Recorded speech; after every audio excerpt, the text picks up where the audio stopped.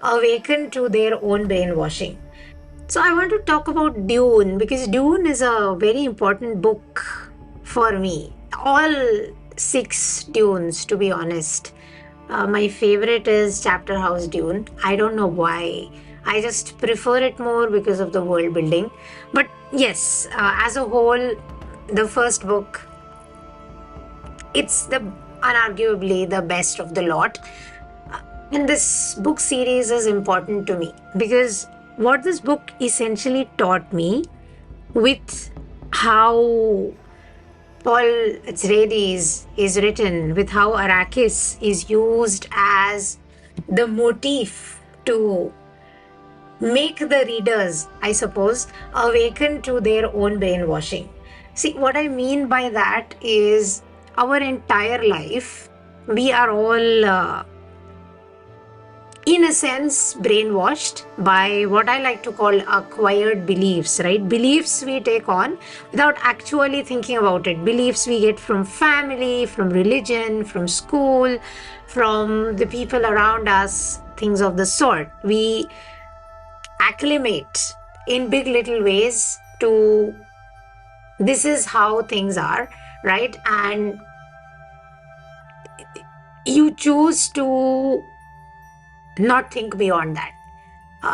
And a book like Dune makes you consider possibility of you being brainwashed for the first time, right? Because this is not something you just recognize out of the blue. It is something that needs to be pointed out to you. And who's going to really point that out to you that, oh yeah, you're brainwashed about certain things? Nobody, right? The dogmas, the conditionings, the indoctrinations, and everything that is part of each one of us's lived experience. Nobody is going to confront us about that. Dune did that for me when I was younger, when I was a young science fiction fan reading this book, thinking, oh, we are going to see cool sci fi stuff, only to meet paragraphs and paragraphs and paragraphs of politics and philosophy and sociology and things of the sort. And I'm like, what's the point? Oh, what's the point? Initially, this is what I thought. And the more I read on, I realized, oh, this is the point. The point is for me to see what I have been brainwashed about in my own life.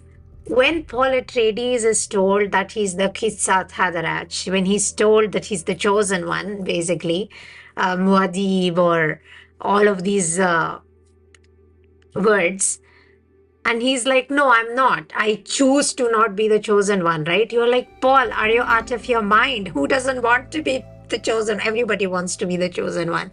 And that's when like this terrifying realization comes to you that, oh my God, we are in the same boat as Paul, aren't we? There is a path for us that has been charted for us without our consent by, let's say, family. Universally, all parents do this to their children consciously and subconsciously, or they used to do it to their children.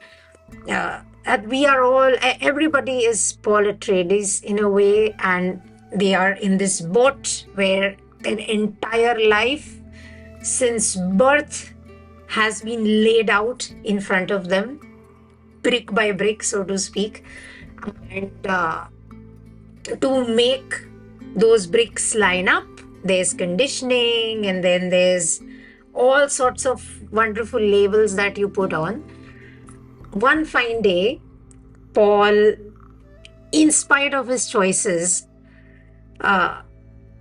chooses to walk that path, right? He chooses to walk that path, and then he comes to this realization, I am a goddamn monster, right? And you realize, oh my God, so am I. You realize that a lot of your life has been you doing somebody else's bidding. Dune helped me ask questions for the first time. I know that asking questions, it is not really pleasant, specifically in the societies that we live in, where asking questions is not really encouraged. I mean, yeah, you could ask the standard questions, but if you ask the why behind the standard questions, it's like there's reluctance, there's a lot of resistance to answering those questions.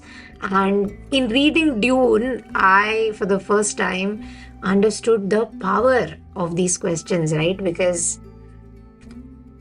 to a young person who doesn't really understand the scope of the world, who doesn't really consider something like choice to be a big thing, right? Because what is a choice? Like, you say yes, you say no, that's choice. That's the worldview you have as a young person. You don't really weigh consequences, responsibilities, duties, etc., etc. You don't do those things because you're still young. You don't have those parameters to consider yet. So Dune, in a sense, made me open my eyes. And I know that a lot of this book is problematic in a lot of the things that it chooses to talk about, specifically in the nomenclature of it all. And I realize that while a lot of the philosophy in the book has aged well, a lot of the execution of the book has not. I realize that. Still, I do recommend people read Dune because I think it is one of those books that you have to endure. I know the what I said. I said you have to endure that book, and you don't really want to endure a book. You just want to enjoy a book. I endured Dune, and it changed my life.